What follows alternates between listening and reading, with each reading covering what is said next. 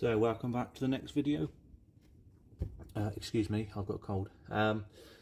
So we had a few hot start problems we spoke about. The one main problem with the hot start is this little thing here. This is the check valve, and this check valve sits in the fuel outlet, so that screws into the pump. So the pump is here, that screws into the pump with your outlet pipe, and then your dome nut on the end. These can be found on the picture here. Now what this does, this has literally got a ball and spring in it. This is the main part that keeps the pressure in your fuel line when you turn the car off, because as we know, K-Jet pressures is paramount. So if this is passing fuel back into the fuel system and not into the fuel pipes and the metering head, this is going to cause your hot start problems, because when the engine's hot and you turn it off, you've got the fuel that sits in the fuel lines and the metering head and everything, which do evaporate because of the heat of the engine. And what this does is keep as much pressure in the line as it can, and in the metering head. And when you turn the ignition on, the fuel pump primes, that's maybe enough to get the fuel line primed, but it's not enough to get the fuel or the metering head primed and the right pressures. So if you haven't got the right pressures, not enough fuel coming out at the right pressure, the injectors aren't going to open, it's not going to start. You've also got the fuel accumulator, which sits next to it. Now the fuel accumulator is a sort of shock absorber for your fuel. It is fuel storage and an absorber really. So it's just a big plate and a spring.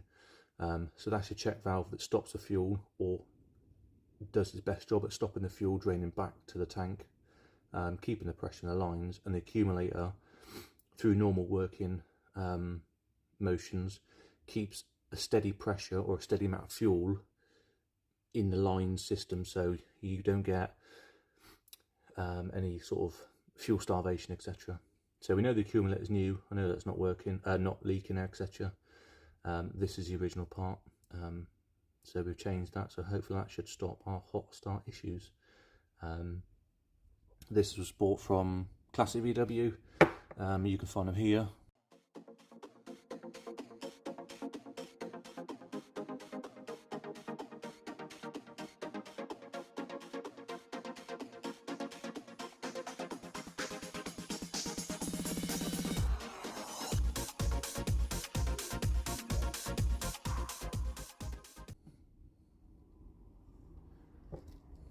Can be found elsewhere, but that's where I got them from. So we've changed that over. Simple to do. Obviously, if you're doing it, just remember if your car is going to have pressure in the fuel lines, so just be careful of what you're doing. So as we're going to put our new spoiler on, this is a different fitting on it than the Vortex one. Now, so the GTI's bolt through the window, and we need to plug the little bung. Now the new ones come on with these little brackets here. Now these slide under the window rubber and then hook. There's a little elbow on the back that hooks over the window. So no, they're under the rubber, held firm and hooked on the window. So there's 3 of those going across there, and they marry up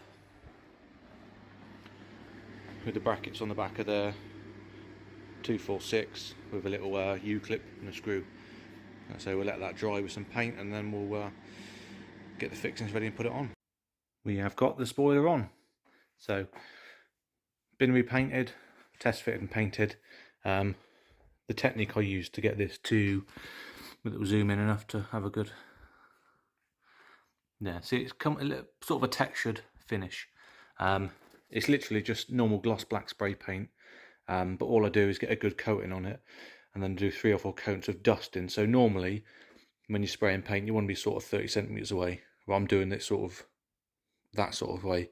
So you're spraying it, so it's just building up a nice textured finish, because that's what the factory stuff sort of is. So yeah, it's sort of in between. So when it dries, it's in between a sort of gloss and a satin finish, which is pretty close to OEM. So yeah, we've had a squirt of that on there, and it looks pretty cool.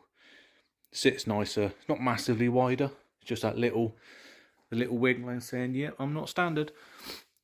Fits really good, really snug on there. Took me a while to get work out which way around these go. So these brackets here, there's 3 of them. They, as I said before, hook over the back of the window and under the rubber. And then on the spoiler, you just need some little U-clips. Pick them up from a pack of Halfords or your general motor sort of factors. They hook on the spoiler. Spoiler sits over the back of those and then screws through. 3 of those sitting there nice and tidy. So yeah, well chuffed with that. Nice little extra sort of little wink to its fruitfulness, I say. We did have that spoiler on the front, or the vent. The what's it called? Metal Plast one sits in the front. I bought it really for the Jetta to go with the Hella spoiler, but I thought might look around here, but it just doesn't. Didn't suit the car, so that's fine. So it's gone on the Jetta. So yeah, so we've done the spoiler. We've got fuel check valve done. I still haven't got an engine mount turned up, which I'm pretty annoyed for. This has got standard engine mounts, but because there's a lot of movement in the engine, more than I sort of like, I want to tighten up a bit, so I've gone for a solid front engine mount. I've used them before. Solid front, so it replaces the rubber mount with just a solid CNC part, but the rear 2 engine mounts are staying standard, just because I don't want loads of vibration through the car. I just want to stop the engine doing that, because that's what it tries to do. When you imagine you're driving there, that's the engine. When you accelerate, the engine picks up like that. So every time you're driving it, the engine's doing that and it's moving it. So what I don't want is the front. I want the front to stay there, and then when it moves, the back just to absorb the sort of movements of the engine. Yeah, it was meant to be here today, and it's not. I've messaged them already off eBay saying sort of, you know, I was expected it here by now, and it's not. So I'll send them a message again later on saying, "Oi, where's my engine mount?" So yeah, good to go out for another drive. Maybe tomorrow, possibly not. But yeah, we had a day testing out the Auto Finesse snow foams, and that's that. So yeah, hopefully the next video will be whopping that engine mount on, or just taking it for a drive.